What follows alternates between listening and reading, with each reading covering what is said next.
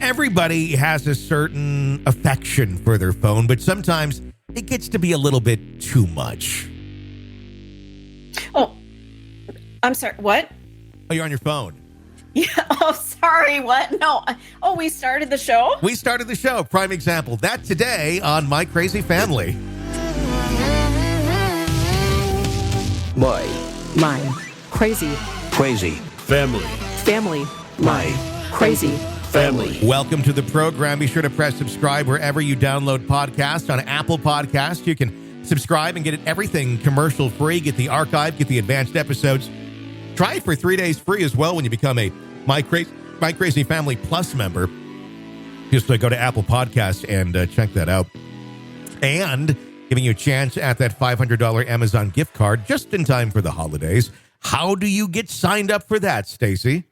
Well, see, now I'm paying attention. I've actually set my phone down. Just go to wherever you're listening to this podcast and give us a review. And I've said it before, I'm going to say it again. It would be lovely if you would give us a great review, but if you're just somebody who that's not part of who you are, that's fine. You can review us, but take a screenshot of that review and then email it to contest@crazyfampod.com. And we'll put you in that running to win the $500 Amazon gift card. And if you're just a negative Nelly, well, maybe we can get you some therapy with that gift card too. I wouldn't be surprised if it wouldn't be very long until Amazon starts offering that service like the same way that there's BetterHelp and all those other services out there. I don't know why they haven't yet. They've got a pharmacy that I just turned all of my prescriptions over to, which I was so against doing it. I'm like, I don't want Amazon having all of my personal stuff like that, but it is spot on, perfect customer service. You submit your prescription, they call your doctor, get it approved, and it's in your fucking mailbox in 2 days. Wow. Well, that's not even an advertisement for them, but yes, that I didn't know that even existed. And there's a lot of those things coming around. I know Walmart's in that game too. And I don't know. I'm curious. Something like that on a mass scale, on a platform that everyone is already familiar with, I think would be a good thing. Where it's not like, go over here, I'm not really familiar with how this works, this or that. That's a good way to introduce something that society desperately needs right now. So. Oh, absolutely. And one of the things the reason I even checked it out was because I spent 28 minutes on hold with Walgreens and then got disconnected. That's lovely. And I threw a fucking shit fit. If you want to see a 4'9" woman lose her shit and throw her phone across the room.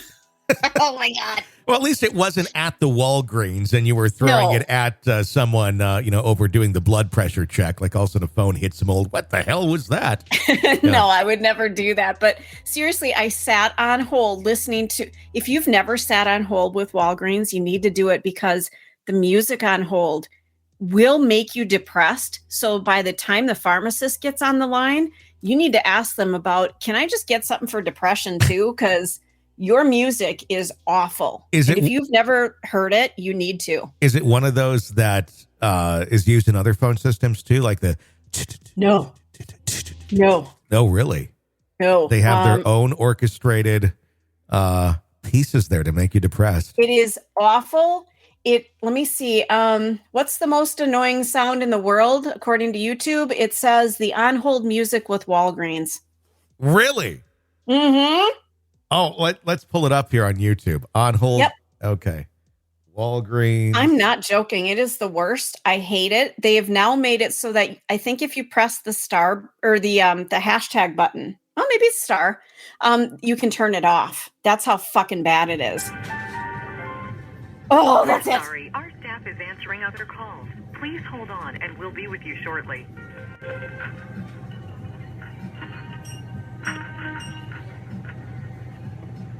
Oh, I know this one. It is that one. That's one of them, but then they have that other one. It's like in a sharp key. Oh, really? Da da da da. Wow. It's a horrible piano medley that's haunting. CVS. Today's big debate, CVS hold music, annoying or soothing? We have to talk about the background music heard. And now... CVS has some issues Pharmacy, too. press 3. Dr. Steve Schlossman estimates he's heard this song over 20,000 times. It's the CV. Oh, so they do like a piano. It's all these things that don't translate well over the phone in terms of on hold music.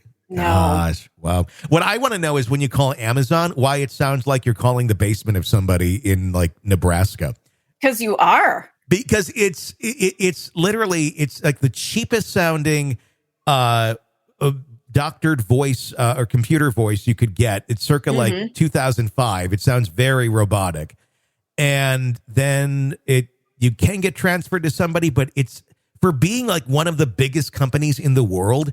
It sounds like you're being put on hold or being answered at like Frank's, taco shop or something. It's truly bizarre because it does not present any level of professionalism. Right. But I think it plays into the world of, I guess, like where there isn't so much anymore. We used to watch all of our media and such on television, and it was well produced. Now people just get, there's some good shit on YouTube. There's a lot of good shit on YouTube that's well produced now, but a lot of it's just so raw and shitty that people, I think that they feel more comfortable with that because it's more real, I guess, or I don't know. I guess I'm all about real, but I also want it to be well produced. Yeah, I want it to be professional if I'm calling a professional company. I don't want it to sound like you got like the voice activated character out of Windows 95 to do your open on your phone. That just seems like being someone who produces audio, that's something I would always say to people when they're like, do you do voicemails and stuff? Yeah, that's a good idea. Like you want to present yourself as being, legit and not, your kid reading the message or you reading the message. It's just, it's how you present yourself. But I guess I got nothing to say. It's worked out pretty well for Amazon. You think? Despite the really shitty on hold announcer. So anyway, what do we got for stories today?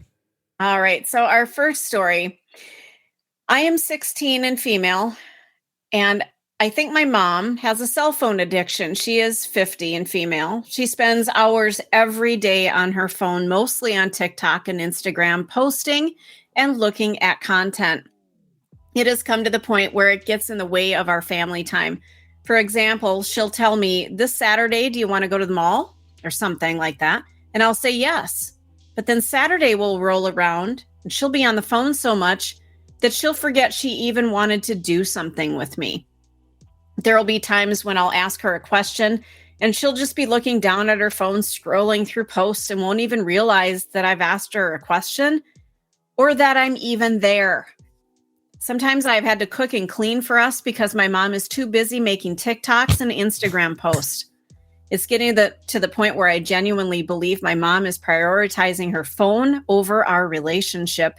It's been like this for the past year and a half or so, but I feel like it's getting worse. Not even sure what to do here. Well, she has to realize she has a problem first because this is an addiction. That's exactly what it is. Yeah. She is getting those receptors in her brain all tingly because she's getting that feedback through the phone, through TikTok or Instagram, whatever it is that makes her feel happy and fulfilled, albeit very temporarily on Instagram or TikTok. It's a constant cycle of that stimulating that over and over and over. And you just being the normal human being who happens to be half of her and you're related, you're not quite as exciting as the TikTok, even though she literally has a person that's half her standing in front of her that wants to spend time and love her and have a good relationship. TikTok will win. That seems to be and what's it does happening. every time. I mean, I've gone down the rabbit hole where, my niece will send me something that she's done. And then the next video pops up and I'm like, oh, cool. And then I'm in 20 videos and 10 minutes later going, oh shit, how'd I get here? Yeah. I hear you. I don't look at it that much. My girlfriend sends me a lot of Instagram reels, but it's usually like at night we're going to bed It's kind of like unwind. I used to watch TV. Sometimes you watch that and then kind of zonk out. Sitting on the toilet for a minute or two and you grab your phone. I do that there, definitely. That's where I'll go. That's where I go down a rabbit hole, is there, because I'll be sitting there for a little bit. I'm like, what is this? And then like a few videos in, I'm like, what am I doing? Right. Like, what am I watching? Why am I consuming this? This is like some random shit that somebody filmed in their backyard, God knows where. And why am I even caring about this? And it's just, I don't know. I find it's not too hard for me to not fall into the rabbit hole of those. I guess I don't know. I don't give a shit. Well, it's easy to fall down the rabbit hole, and I'm sure everybody listening has done it themselves. Yeah. But the fact that you can kind of step back and go, ugh, okay, I got shit I have to do today, and you're able to step away from it, or you look at the clock and go, shit, I need to get to work, or I need to do whatever. We all have our own little addictions. I mean, you send me a cat video, I'm gone, because another one pops up after that and I'm just gone. But I realize that I've got things that I have to do and I need to be responsible. Yes. So I'm not going to sit there all day, and I'm not going to ignore family members, and I'm not going to have somebody else doing the housework because I'm so busy watching this cat knock a glass of water off the table, Yeah. And I think that's where it comes in, is those with personal responsibility and realizing I have more to do than just this. It's not as difficult to get away from it when there's real things going on in your life that need to be taken care of. But, I think it's difficult, though, if you go from a world of not having that and then suddenly you do have a lot more responsibilities, but you got the phone addiction, to get off of it, to do those responsibilities and kind of come around to new norms of living, because it is addictive and it's something that needs to be broken. If it's that's something that someone is dealing with, and that may require professional help sometimes. Well, and that's what it sounds like here, because if mom is spending that much time where she is ignoring her kid, and the kid actually has to do stuff around the house, like the cooking and whatever, and it's fine for a kid to, do all those things. But if the reason you're doing it is because mom is fucking around on TikTok, that's a problem. It's a huge problem. Yeah, it goes too far. When the 16-year-old female is calling you out for being on your phone too much, there's a problem. You think? Oh my God. It should very likely be the other way around, like statistically. So well, and I'll tell you too. Somebody that I know and care for very much is a bit too active sometimes on TikTok. And now this person is being stalked by some, like an older human being. I'm not going to say genders here, because I think this person gave away a little too much information in one of the TikToks and became searchable. So there's a huge risk that you take when you are online so much and you're doing all this stuff online. You're going to get unwanted attention. Yeah, you do anything in any way, shape, or form that is going to be out there to any degree of popularity, there will be unwanted attention. That's why you have to be smart about it. And a lot of people are not whatsoever. I think a lot of the younger people are just, they don't know. But yeah, it's going to attract that, and that's, again, it's one of those things. Well, it shouldn't. I wish it wouldn't. Well, sorry, that's not how society has functioned. Right. And how people are. Not everybody is a nice, good human being. There's a lot of creepy, fucked up people out there. So be aware, because you just saying, I wish it wasn't that way, is not going to make it that way. No, I wish we could just snap our fingers and fix things, but we can't. Yeah. All right. Our next story. For as long as I can remember, my father has been the problem in my family. My parents have always had their issues. I have some memories from around age 9 or 10. He slapped my mother. He slapped my mother in front of her family years ago.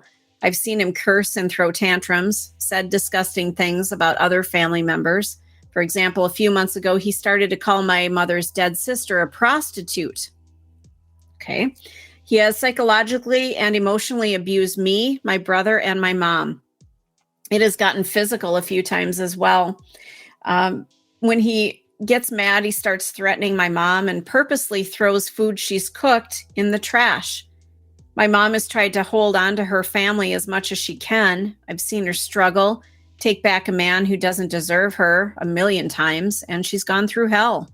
She is the breadwinner of the family, and she still comes home and cleans and cooks for everybody. I am now almost 26. I moved out a few years. My mother got a protective order on him. I have no idea where he is or anything, to be honest. I've blocked him for a while on my phone. I know that if I call him, he's going to cry and try to get me to talk my mom into taking him back. I did find out from my cousin, who's his niece, that he's been to her house to shower a couple of times. So my mind is going straight to the idea that he is living in his car right now. When I found that out, I kind of felt sick. Even though he's an asshole and he's tortured me, my mom, and my brother, I still feel bad for him. I feel like I need to send him money, but at the same time, I think this is a lesson he needs to learn. He barely helps with the mortgage, let alone any other bills, and he doesn't have a job. I have watched my mom struggle for as long as I can remember, and I feel so bad for her. But ultimately, I think him being out of the house is the best situation, but I still hope he can find a roof over his head.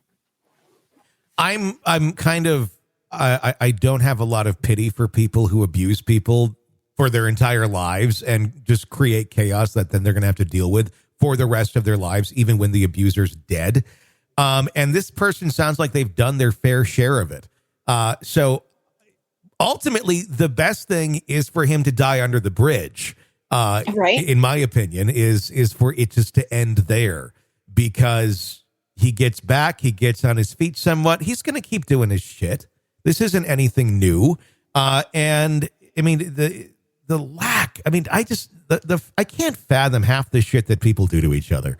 Especially people who are married or they're your kids or anything where you have a close relationship or are acting like you do. Because clearly some of these are not close relationships, but other than the fact that there's a title there, they're sticking together for that title of that's your dad. That's the only one you're right. And you know what? You probably would have been better off with him not being there for most of your life. Quite honestly, you would have been in such a happier place had you just had your mom, because you didn't have that chaos constantly there, and it's still there, and you're an adult, and now you're feeling like this. So not everyone is like, oh, they're just let them be because that's who they are. That's their that they're related. This fuck that. If they're just nothing but out there to destroy other people because of their own demons, then they're not needed. And we'll have compassion for them. Maybe, well, good. Then they can go get help. And I'm sure the family has already tried that route a few times by now. So at some point, you got to grow the fuck up, get your shit together, or just go die under the bridge. You're not going to be missed. Yeah, and I agree. And, you know, this guy is old enough he's an adult. He can get a job. He can do all kinds of stuff. Yeah. I just stop it. You know, I understand feeling bad. You know, obviously she loves him, you know, and we aren't going to go into the reasons why. I mean, I had a horrifically abusive father, and I cried when he died. I don't exactly know why I cried. I don't know why I was upset, because it was a wonderful thing that he was finally gone and the torture was gone. But there is just something about losing a parent or knowing a parent is going through something, even if they've been awful to you. You do feel some remorse and you do feel bad, but you also need to get on with your life and realize that he's an adult and he can be responsible for himself and his actions. So if he wants to find a place to live, he can find one. If he wants to get a job, he can get a job. If he wants to get counseling, he can go get that.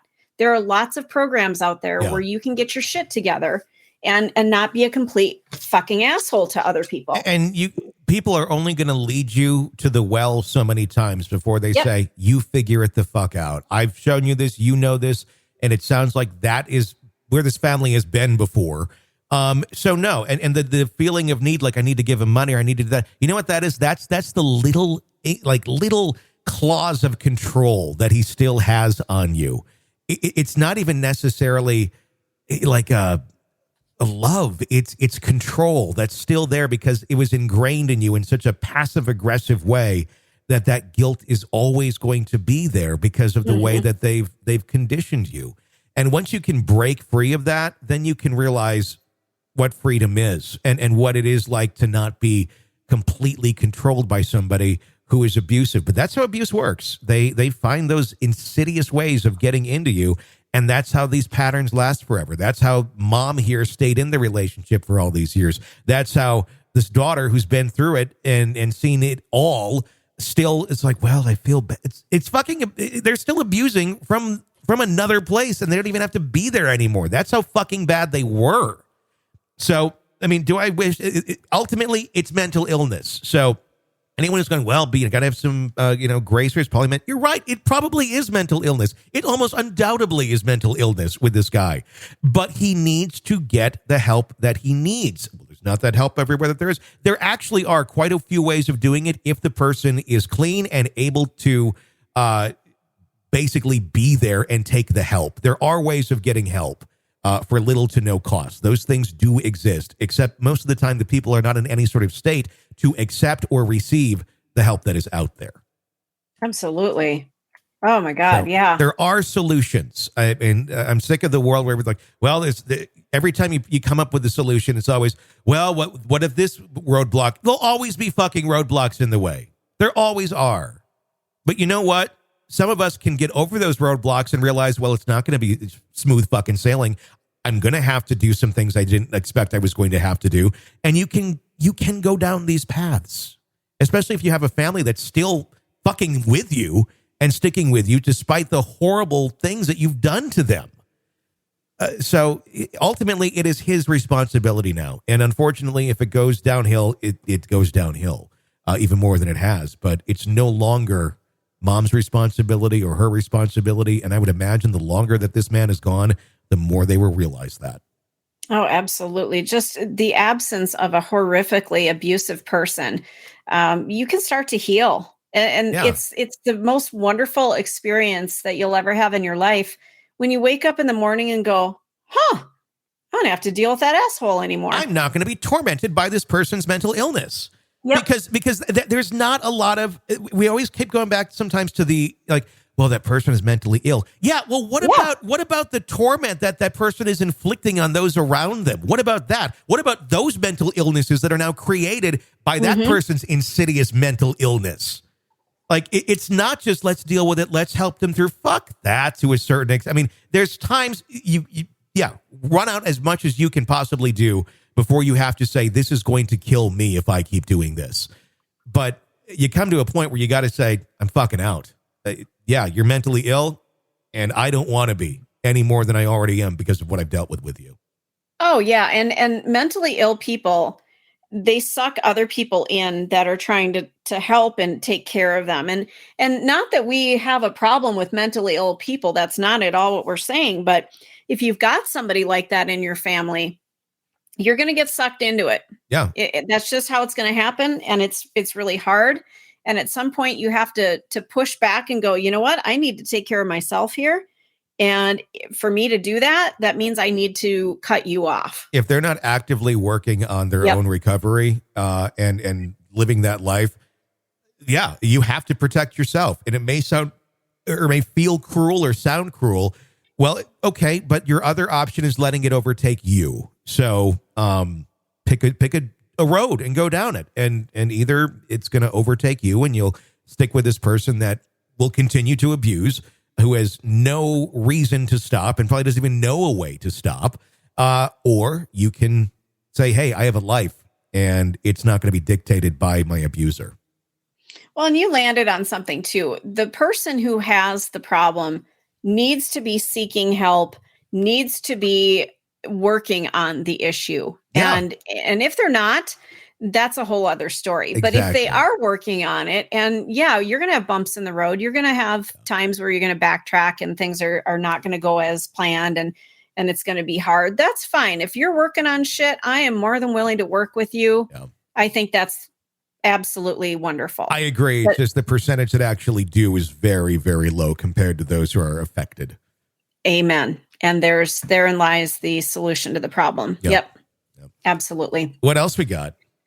My grandma has had 4 mini strokes to date. the one that she had in March this year, has caused her to have very violent episodes, and she has been physically and mentally abusing my granddad since then.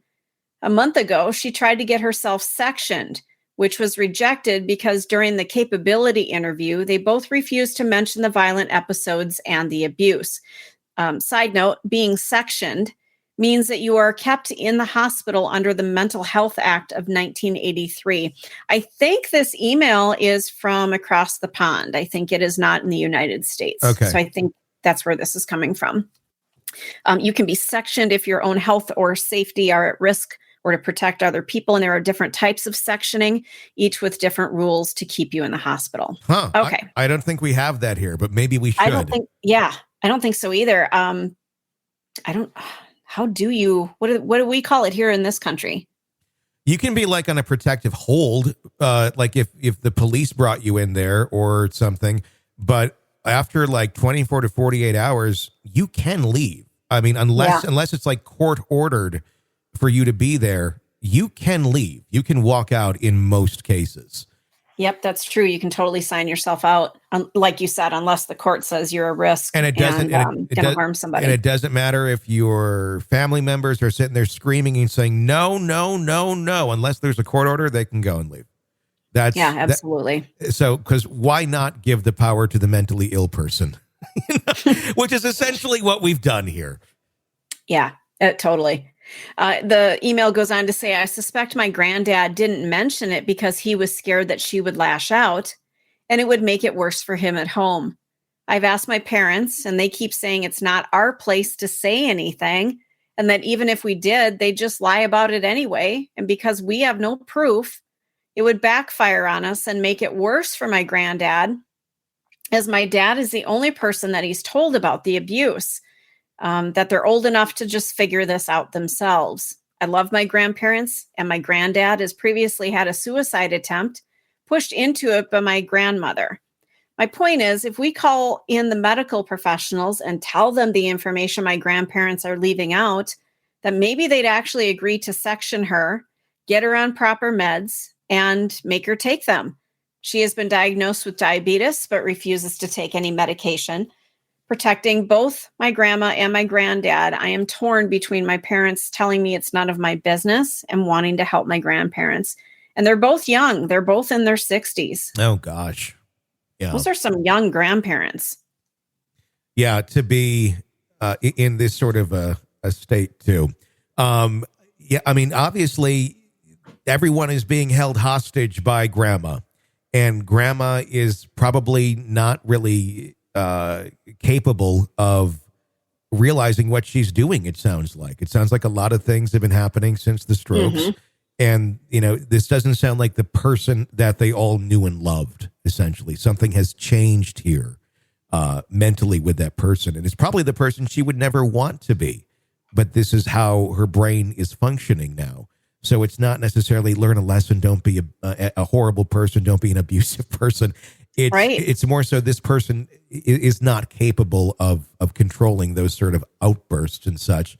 And if she's not able to do that, then yeah, she shouldn't be living there in a home with another person that could be susceptible to it. Or what happens in so many cases, the caretaker ends up dying before the person they're taking care of. Just because of stress. We heard of a suicide attempt already, so that's not good. This is not going to end well unless essentially grandma gets the help and gets in the place that she needs to. It is literally cruel and inhuman to continue things the way that they are. That is not something you want to do. It's cruel to grandma. It's cruel to grandpa. And it's cruel to everyone else around to just say, you guys figure it out. We're too busy. We don't want to have to deal with this.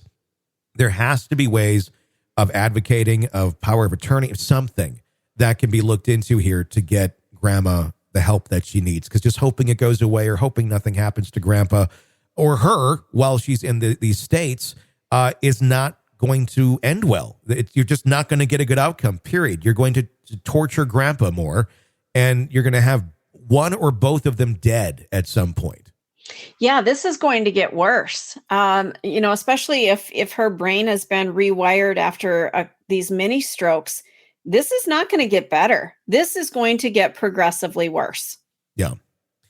And So I'm sure there's a lot of emotions there with grandpa. There's probably a level of embarrassment there that's going on, which it shouldn't be, but is there because it's a natural emotion that you'd probably have in something like this. If you're being abused by this person and you've had a good life together, but this the level of why can't I control this? What did I do wrong? And nothing. He's done nothing wrong. He's with someone who's not the same person that they were due to a medical condition that has taken place. And what needs to happen are the proper steps. And if them and getting the story out there so she can be sanctioned would be the best thing to be done. That may not be what she ultimately would want. She'll probably throw a fit. When you are in a state like that and your mind's not the greatest anymore and it's not firing correctly, there's a lot of times that they're going to be unhappy. But if you went to the quote happy level with all that, people would be dead. I mean, including them, because they're not firing and all their facilities are not with them anymore. I remember my grandma had to be put into a nursing center because she became just way too much of a risk for my grandpa when he was in this situation, taking care of her. She had Alzheimer's, and she called 911 one day, claimed that there was a man that was trying to break into the house and get her. Oh, God. And she thought it was my grandpa, Al. She didn't recognize him. She thought that he was this man, and he's the most kind, gentle man I've ever met. And I don't think physically could hurt anyone at that point in his life because he was older. And then she tried to go into the bathroom, climb up on the toilet. Keep in mind, this is like an 80-year-old woman. Oh, God. And try to escape through the bathroom window, which would drop her out the side of the house with a little bit of a fall. Not quite 2 stories up, but it would be more than one, the way that where she would fall. And the police did come, and my grandpa explained what's going on, and they ended up getting her, into a facility. And it was sad because she never did go back home. She ended up spending the rest of her life in care that she needed for what was, what she was suffering with. But that's what you need to do sometimes, unless there's someone that's able and willing to be there 24/7 with home care. Sometimes they need to go to the safest place for them so they don't hurt themselves and others. I mean, imagine if there was a weapon around or something and she thought she was being threatened. Well, but the other thing too is that anything can turn into a horrifically catastrophic situation when you've got somebody who's not thinking correctly. I've heard of elderly people picking up pens and stabbing people with them because they thought they were being attacked, or everything around them can turn into. Yeah, it wouldn't have to be a knife or a gun. I mean, a frying pan, a pen. I mean, anything. If you feel, because it's very fight or flight is where your brain goes to in those situations. That's why grandma here is acting out this way. And she doesn't have control over it. Yeah. And it sounds like she definitely needs help. But in addition, not only does she need help, but granddad needs help too. Yeah. He's being abused, and something bad is going to happen here. The other thing, the fact that she's been diagnosed as diabetic and she's not taking any medication, we're starting to get into a problem with elder abuse here. If nothing is done, it is literally cruel what is going on. If the family is not doing anything else, you're being cruel, and it cannot just be brushed off to the table. And if your parents aren't going to do shit, you're aware of what's going on, then you need to do shit. Because you're basically taking part in this passive aggressive crime unless you speak up and say something, because you have knowledge of someone that is being abused and harmed, and you do have a direct way of speaking up about this and doing something. You wouldn't leave a child in an abusive situation. Don't leave your grandpa in a situation like this with grandma who's being like this. There's nothing to feel guilty about. You're not doing anything cruel by getting your grandma to a place where she can be taken care of and where your grandpa can be taken care of as well, because he's going to need some therapy. He's going to need to talk and work this stuff out. And that's all good, and it can be done, and it is within your power. This is another one of those things where I think we look at it, and if you're in the situation, you kind of got blinders on because you're thinking, well, what if they just worked it out this way or that way? Well, that's not happening, and now it's getting to be dangerous. So something needs to change. Well, and I'm also concerned about her parents saying it's none of her business. It's none of their business. It sure as hell is your business. Yeah. You're the. I believe that people should kind of, keep to themselves and stay out of other people's business. But you've got a person who's in their 60s who's being harmed. Two people who are being harmed. Yeah. This is not okay. Yeah. It needs to be addressed correctly, and not just, Mom, let's not be so mean, because it's not going to work anymore, kids. The floodgates are open on anything and everything with her mental state, and anything and everything is possible. May not want to believe it. It's probably really hurtful and scary to think of that, but keep her safe. Keep your grandpa safe. That's all right. That's going to wrap up today's episode of My Crazy Family. If you like the show, be sure to check us out on Apple Podcasts. Press subscribe. Get access to all of our shows in advance, commercial-free, and the archive, all commercial-free as well. And start binging away right now on Apple Podcasts. Even try it for 3 days free. Until next time, for Stacy and all of us at My Crazy Family, I'm Tony Bruschi. Thanks for listening. My crazy family. family. My Crazy family.